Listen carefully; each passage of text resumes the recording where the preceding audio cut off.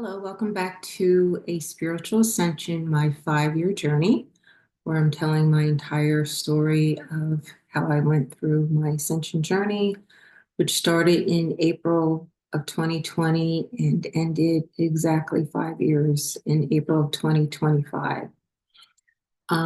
If you are just coming into this video for the first time and haven't been following along, please go back to the intro video and it's going in chronological order. So if you kind of jump into this one, you're going to kind of get lost in what's been happening up to this point.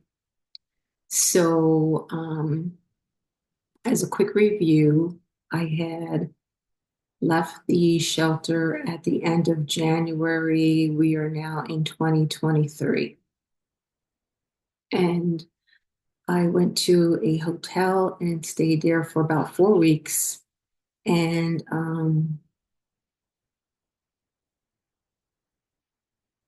at the end of February, I was able to secure a room in an apartment. So I'm going to go into that a little bit more about. I don't think I've been talking enough about using my intuition. So I had already gone through kind of I don't know what the right word is, retrieving my psychic abilities that I've always had. It goes through my mother's line, down through my grandmother. And my grandmother in spirit was actually the one who came forward and said that you need to kind of retrieve these out of myself. Because a lot of times, religion, because it's said to be something that's bad and whatever, evil, that those things are suppressed. So as a child, I know I had a lot of visions and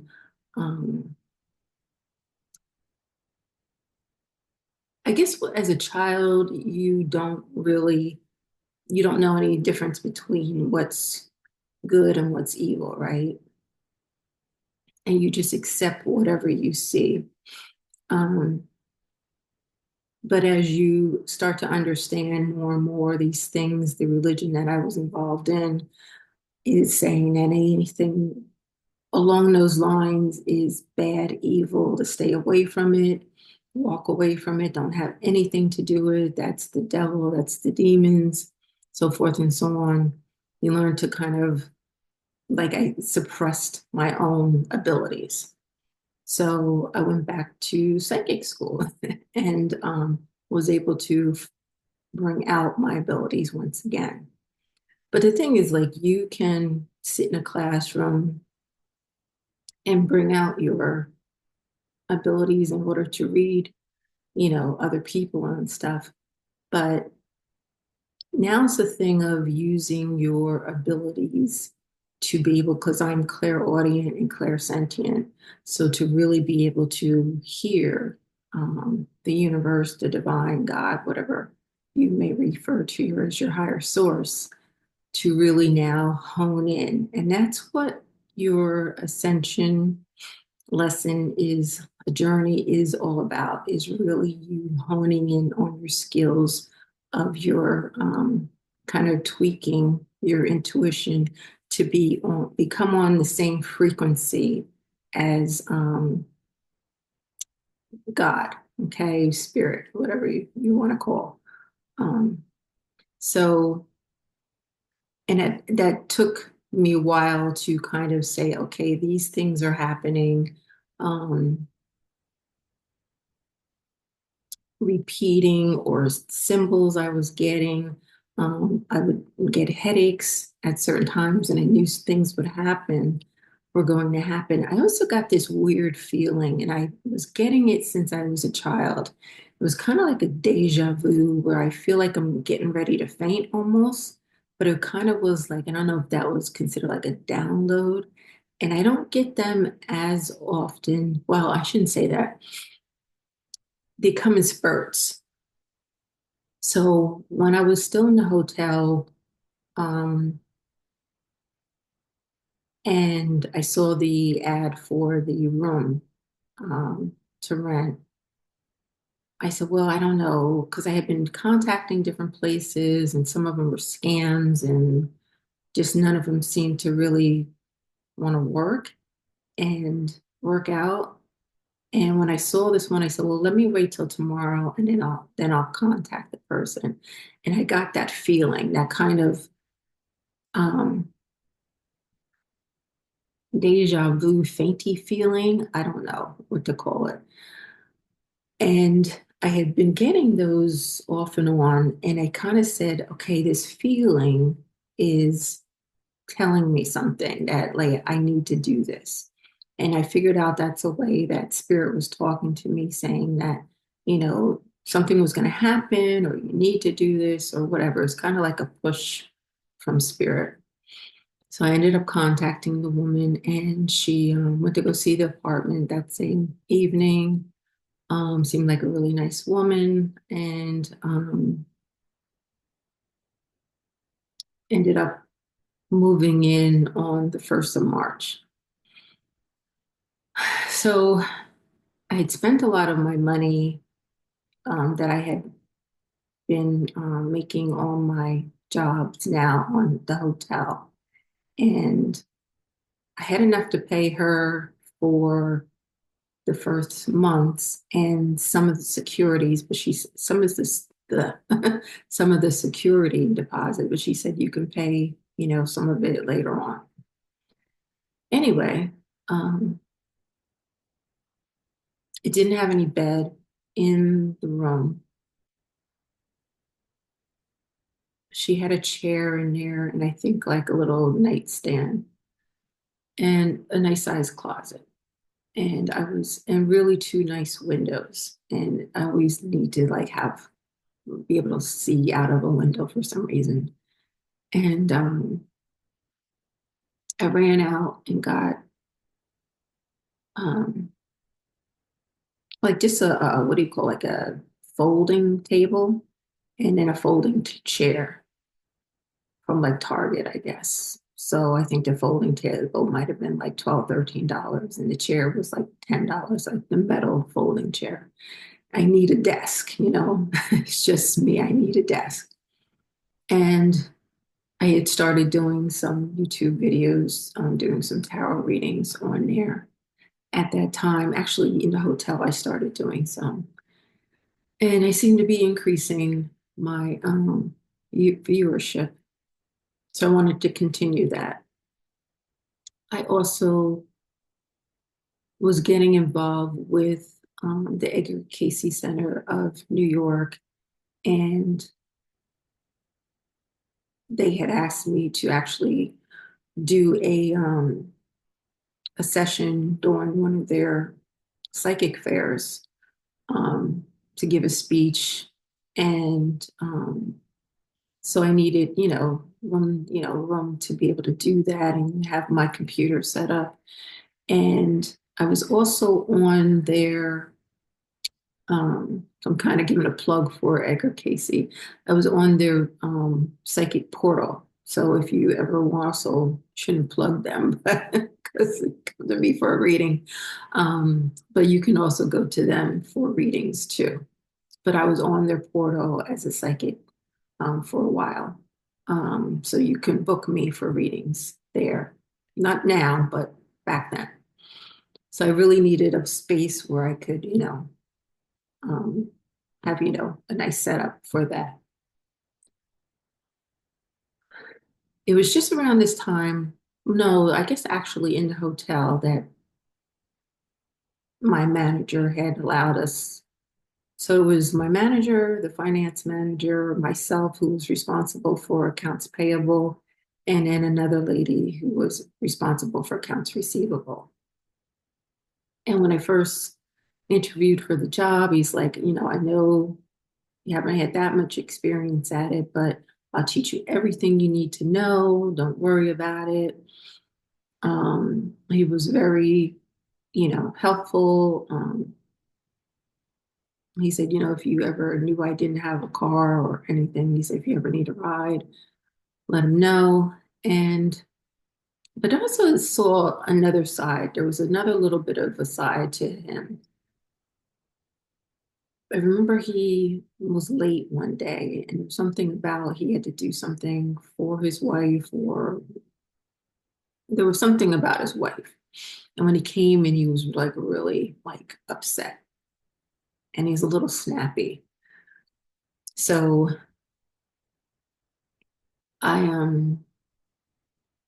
after a while, I guess he cooled down and he was fine. Um,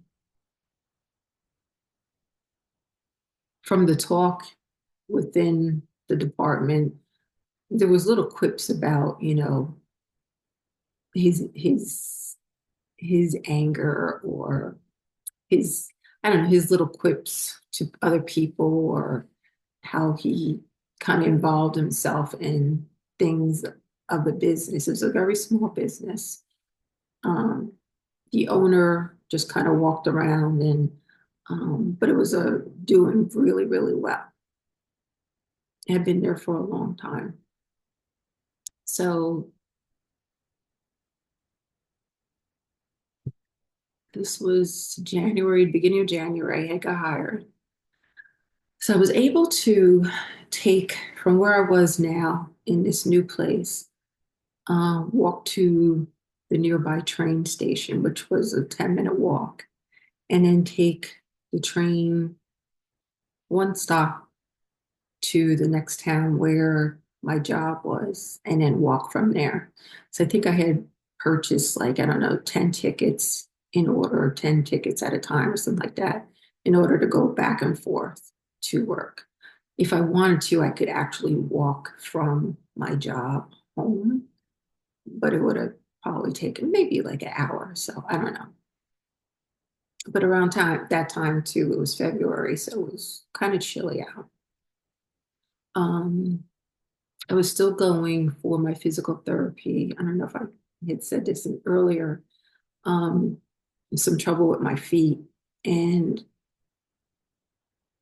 was going for physical therapy at that time, from the time I was in the shelter, um, up until now, where I was in this new apartment with this woman. And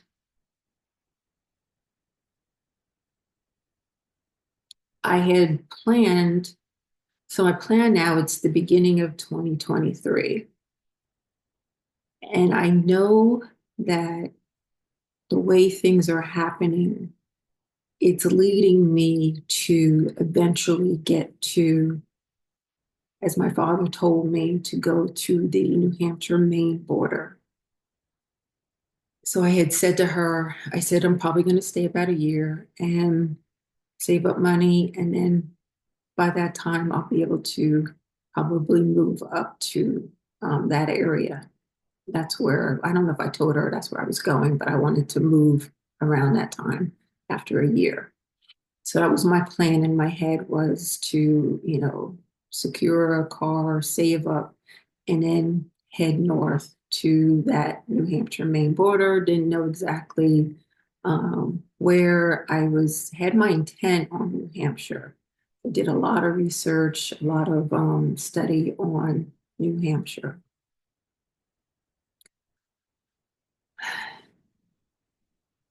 The woman there had left her husband. I guess he was having some affairs or whatever. And she had two grown sons. And there just seemed to be a lot of fighting within the family. And the husband kind of probably verbally, emotionally abusive to the wife, for leaving him. And I guess whatever country, I forget what country, um, they had come from, she had come from, like, it's not like you just don't leave your husband, I guess, and you just kind of accept what he does. So I had sat down and I talked to her quite a bit, and I could tell that she had, like I say, probably even for yourself, you're going to come across people who you can tell are having an awakening, and they're looking for, and for some reason they're attracted to you because they're looking for some kind of They're looking for information. They're looking for someone who understands, um,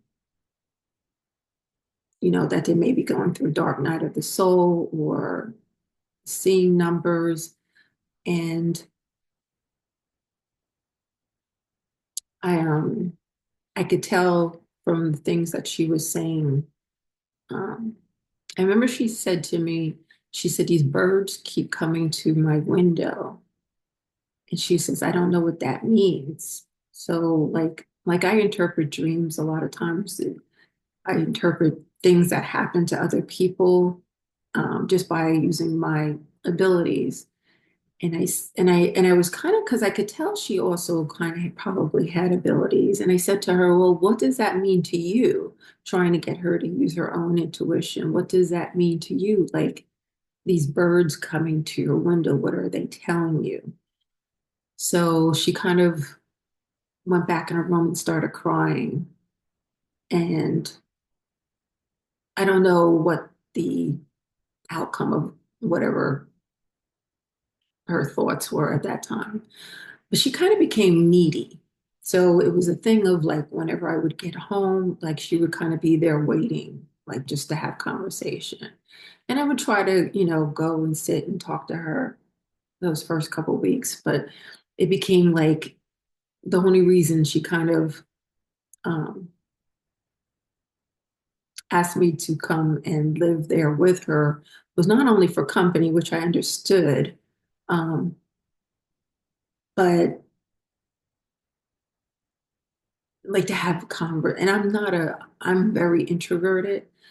So I wanted to be able to support her and help her, but I was healing still. And that's the thing for yourselves. Make sure that you take the time to heal for as long as you need, for as much time, because you're going to go through so much. And I had already gone through 2.5 years of living with this family member who was so emotionally abusive. And then to be kind of brought into the situation of being in his homeless shelter, which actually wasn't a terrible situation, but it wasn't a great situation either. I think I learned a lot from being in that situation. Um, and also, it was a privilege for me to be there to guide and help some of the women. And then it was kind of like that 4 weeks in the hotel of recovery, but I still didn't feel recovered. So I really wanted to kind of sometimes come home from work and just go in my room and just be. And it was kind of like she was sitting there kind of like waiting. And I was like, okay, this is getting to be too much. Um, I'm gonna leave it here so I don't go overboard too much. And I'll go into more on the next video.